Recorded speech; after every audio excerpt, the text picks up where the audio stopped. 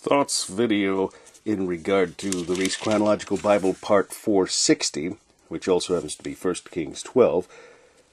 I think I've made this comment before, but it bears repeating.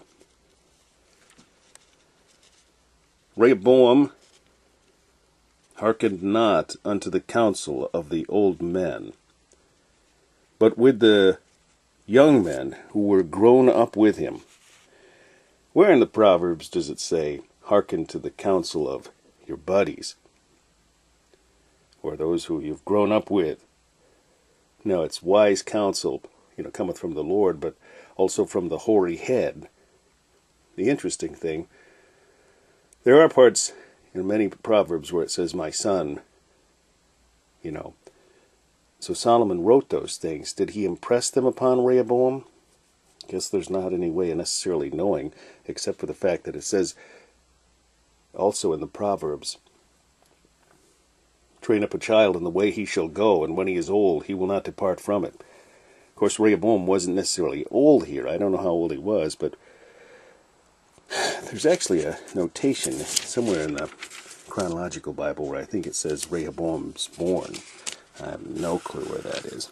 But we could kind of gather how old he was. Of course, I might mention in the next reading how old he was. Becomes king of Judah.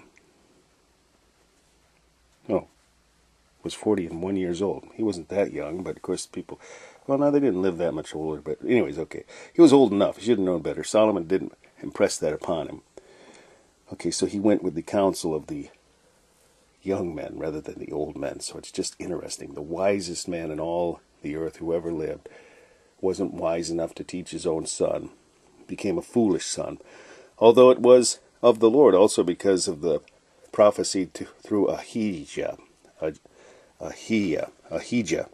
how would people say that in English? Ahijah, I guess. Ahijah, the Shilonite, told Jeroboam what was going to happen. That's a good shot of my cruddy looking finger, isn't it? Been working on the plumbing in here, and I've washed my hands like hundreds of times in the last couple of days. But anyways, there was actually another thought I was going to hit. Oh, yeah, it's simply this. Keep in mind, we're now reading the line of Christ throughout the kings of Judah. This is the line of Christ. It was necessary to divide out of Israel, Judah, separation because of Christ. After the carrying away into Babylon, which we were at the point of yesterday, 200 pages ahead from here, where once we get to, I wasn't actually on the page there, right here, the fall of Israel, that's 890.